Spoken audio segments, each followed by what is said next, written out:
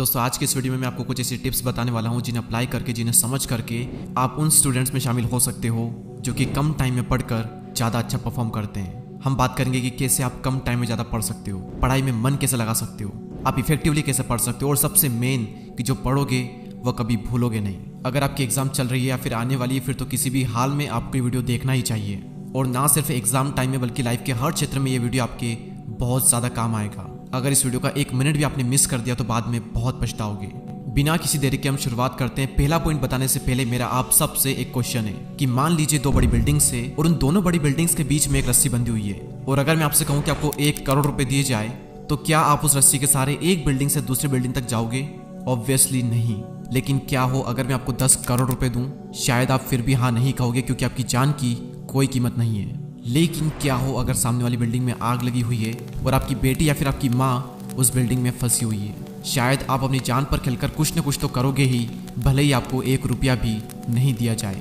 ऐसा क्यों हुआ कि पहले आपको 1 करोड़ 10 करोड़ मिल रहे थे, आप फिर भी नहीं चल रहे थे, लेकिन बाद में आपको 1 रुपया भी नहीं मिल रहा था लेकिन फिर भी आप चलने को तैयार हो? क्योंकि आपका जो वाई है वो बहुत स्ट्रॉन्ग है, एक इमोशन वहां पर जुड़ गया है। ज़्यादा देर पढ़ाई करने से भी मुश्किल काम है पढ़ाई के लिए बैठना।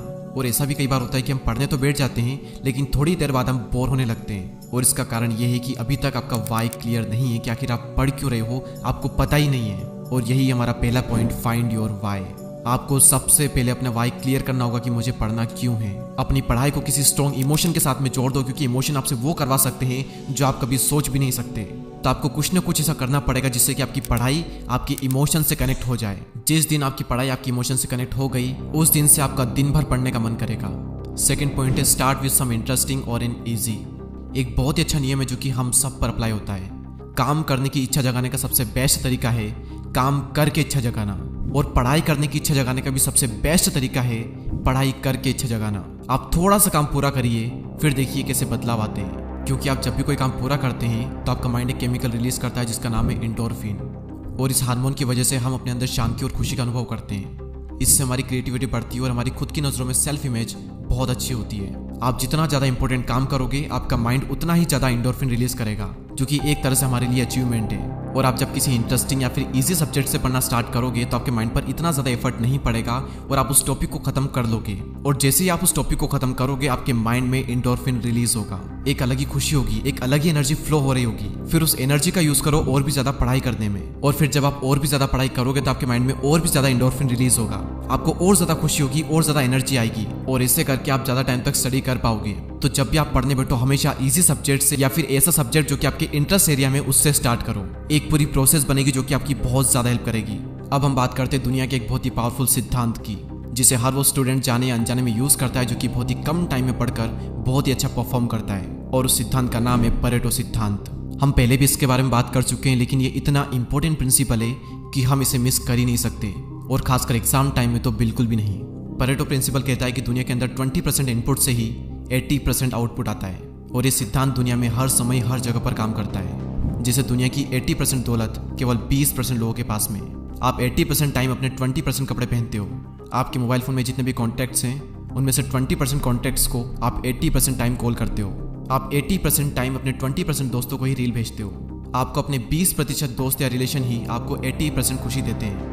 हमें 80% टाइम जो स्ट्रेस होता है वो 20% कारणों की वजह से होता है। 80% टाइम हम टीवी पर 20% चैनल्स देखते हैं, और सबसे बड़ा एग्जांपल इस चैनल पर अब तक 23 करोड़ व्यूज हो चुके हैं, लेकिन 80% लोगों ने देखकर सब्सक्राइब नहीं किया है। आई होप कि आप इन 80% में नहीं हो। अगर हो तो प्लीज सब्सक्राइब करिए और इस आंकड़े को बदलिए। और इसे ना जाने कितने एग्जाम्पल्स हैं, स्क्रीन पर आपको एक लिस्ट दिख रही होगी, आप वीडियो को पॉज करके आराम से देख सकते हो। ये रूल जिंदगी के हर क्षेत्र में अप्लाई होता है। अब इससे हमें क्या सीख मिलती है, हम इसे कैसे अप्लाई कर सकते हैं? ध्यान से सुनिएगा, आपके सिलेबस का 20% आपको 80% दिला सकता है। आप 20% मोस्ट इंपोर्टेंट निकाल लें और बहुत ज़्यादा पॉसिबिलिटीज़ है कि 80% उसी में से आएगा। मैंने अपने स्कूल टाइम में बहुत एग्जाम दिए, कभी भी ये फॉर्मूला गलत नहीं हुआ। 20% सही चीज़ें पढ़ लें, आपके 80% बनना तय है। और अगर आपको पूरा सिलेबस खत्म करना भी है तो अच्छी बात है, लेकिन पहले 20% को पढ़कर खुद को सिक्योर कर लो, उसके बाद में बाकी के बचे हुए 80% पर फोकस करो। अब हम बात करते हैं 4th पॉइंट की, और वो है don't waste your golden hour. Psychology के अनुसार जब भी आप उठते हो तो उसके 1 घंटे बाद तक के समय को गोल्डन आवर कहा जाता है, और गोल्डन आवर डिसाइड करता है कि आप किस एफिशिएंसी के साथ में पूरे दिन पढ़ोगे। मैं आपको सुबह जल्दी उठने के लिए नहीं कह रहा हूँ, मैं कह रहा हूँ कि आप जब भी उठो उसके 1 घंटे बाद का जो टाइम है उसका जितना हो सके उतने अच्छे से यूज़ करें। उस टाइम फोन, दुनिया भर की बातें, सब कुछ छोड़कर मुश्किल सब्जेक्ट पढ़ो, क्योंकि उस वक्त एनर्जी इतनी हाई होती है, कंसंट्रेशन इतनी हाई होती है कि मुश्किल सब्जेक्ट भी आसान लगता है। उस वक्त आलस नहीं आते, नींद नहीं आती है। मैंने भी अपनी लाइफ में गोल्डन आवर का बहुत यूज किया है और मैं चाहता हूं कि आप भी इसका यूज करें। तो जब भी उठें उसके 1 घंटे बाद तक का जो समय है उसका पूरा यूज करें। अब हम बात करते हैं पॉइंट नंबर 5 की, और पॉइंट नंबर 5 है पार्किंसंस लॉ। पार्किंसंस लॉ कहता है कि किसी भी काम को कंप्लीट करने में आपको उतना ही टाइम लगता है जितना टाइम आपको उस काम को पूरा करने के लिए दिया गया है। हम इसे एक एग्जाम्पल से समझते हैं। आपने कई बार नोटिस किया होगा कि स्कूल में अगर किसी प्रोजेक्ट को कंप्लीट करने के लिए हमें 5 दिन दिए गए हैं तो हम उसे 5 दिन में ही कंप्लीट करते हैं, और अगर सेम प्रोजेक्ट को कंप्लीट करने के लिए हमें 3 दिन दिए जाएं तो उसी प्रोजेक्ट को हम 3 दिन में ही कंप्लीट कर लेते हैं। आपके पास में साल भर पड़ा होता है, लेकिन आप सिर्फ एग्जाम में ही पढ़ते हो। दुनिया के 90% लोग बिजली का बिल आखिरी तारीख को या फिर आखिरी तारीख के 1 दिन पहले भरते हैं। इसीलिए जो भी आप पढ़ रहे हो, जो भी काम आप पूरा करना चाहते हो, उसके लिए आप एक डेडलाइन सेट कर दो। और याद रहे, डेडलाइन जो है वो ज़्यादा लंबी नहीं होनी चाहिए, वरना आप टालते रहोगे। जो काम आप 10 दिन से नहीं कर रहे थे वही काम आप 1 दिन में ही कर दोगे अगर डेडलाइन सामने है तो। इसीलिए हर काम में डेडलाइन सेट कर दो। इससे हमारे माइंड में इमरजेंसी क्रिएट होगी और एक अलग एनर्जी का फ्लो होगा जो आपसे कम टाइम में भी ज़्यादा काम करवाएगा। 6th point, active recall plus spaced repetition.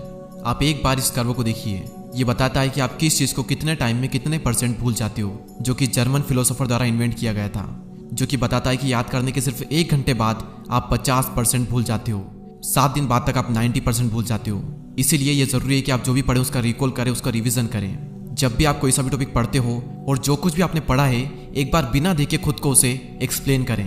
तो एक बार जब आप पढ़ो तब रिवाइज करो, एक 10 घंटे बाद, एक 3 दिन बाद और एक 7 दिन बाद, और फिर हर 20 से 25 दिन में एक बार रिवाइज करें। उसके बाद लंबे टाइम तक आप उस चीज़ को भूलोगे नहीं। और इसीलिए कहा जाता है कि रिवीजन मेक्स डिवीजन। और रिवीजन के टाइम पर एक मिस्टेक्स है जो कि ज़्यादातर लोग करते हैं, और वो ये कि वो पूरा टॉपिक पढ़ने लगते हैं। आपको बस मेन जो कॉन्सेप्ट है वो पढ़ना है, और उसमें कुछ मेन कीवर्ड्स हो सकते हैं जो कि आपने हाईलाइट कर रखे हैं। आपको सिर्फ वो पढ़ना है, पूरा पढ़ने की कोशिश ना करें। और लास्ट में एक बोनस टिप देना चाहूंगा कि रात में ऐसे सब्जेक्ट को पढ़ें जिससे कि आपको रटना ना पड़े, जैसे कि मैथ्स एंड फिजिक्स, क्योंकि जब आप इनकी प्रॉब्लम्स को सोल्व करोगे तो आपका जो ब्रेन है वो पूरा एक्टिव रहेगा और आपको नींद नहीं आएगी। और दूसरे सब्जेक्ट जैसे कि बायो, इंग्लिश, हिंदी, इन सब को आप दिन में पढ़ सकते हो, क्योंकि इन सभी सब्जेक्ट्स में हमें रटना पड़ता है, हमें याद रखना पड़ता है। और दोस्तों कमेंट करके बताएं कि क्या आप इस वीडियो का पार्ट 2 भी चाहते हैं, जिसमें मैं आपको इसी तरीके से कुछ और भी स्टडी टिप्स बताऊं। अगर हाँ तो कमेंट सेक्शन को भर डालो पूरी तरीके से। मैं और मेरी टीम बहुत मेहनत कर रही है आप सभी के लिए, ताकि एग्जाम टाइम में आपकी हेल्प हो सके। तो इस परेटो सिद्धांत को रिप्लेस कर दो, 80% लोग सब्सक्राइब कर दो और 20% रहने दो। तो आज सब लोग सब्सक्राइब करो ताकि आंकड़ा बदल सके और नेक्स्ट वीडियो बनाने के लिए मैं और भी ज्यादा एनर्जेटिक रहूं। तो अगले वीडियो में फिर मुलाकात होगी, तब तक के लिए जय हिंद, जय भारत।